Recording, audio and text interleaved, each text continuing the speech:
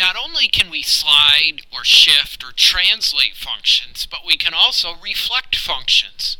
And we're going to investigate the notation of f of x with some negatives thrown in there.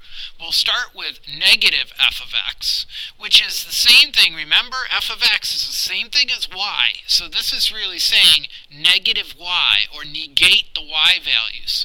So if I use this function that I've created up here using this t-chart, if I negate the y values and plot those new points, negative 7, negative 3, negative 6, negative 1, negative 5, negative 5, and negative 1, negative 5, and connect these points, you should see that our original function has been reflected over the x-axis. So anytime we want to do a reflection over the x-axis, we negate the entire function.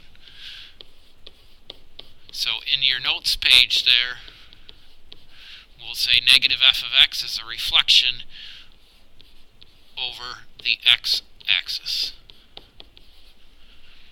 Well, the next question would be, what happens if we throw a negative in with the x? Or I want to negate the x values of my function.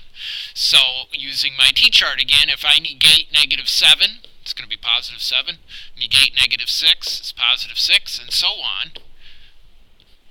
And when I plot these points on the graph, positive 7, positive 3, positive 6, positive 1, positive 5, 5, and positive 1, 5, and connect my points, you should notice that we have a reflection over the y-axis.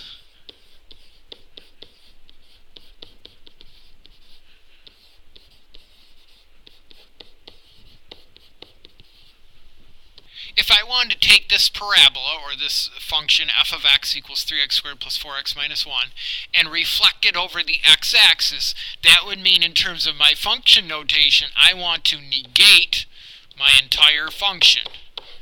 And over on the right side of my equation, that would look like this. Negate the entire function. That would flip it over the x-axis. Or if I wanted to distribute that negative, I could do that as well. Negative 3x squared minus 4x plus 1 would reflect our original function over the x-axis. If I wanted to reflect over the y-axis, now my notation would be I want to make my x values negative. So my equation, everywhere I see an x, I'm going to replace it with a negative x.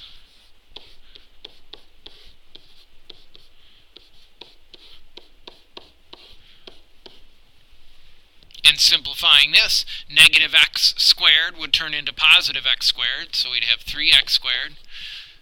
4 times negative x would be minus 4x minus 1.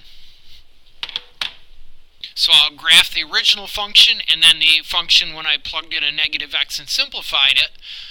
My mother function is going to come in here bold. There she is. And then my second function is clearly a reflection in the y-axis.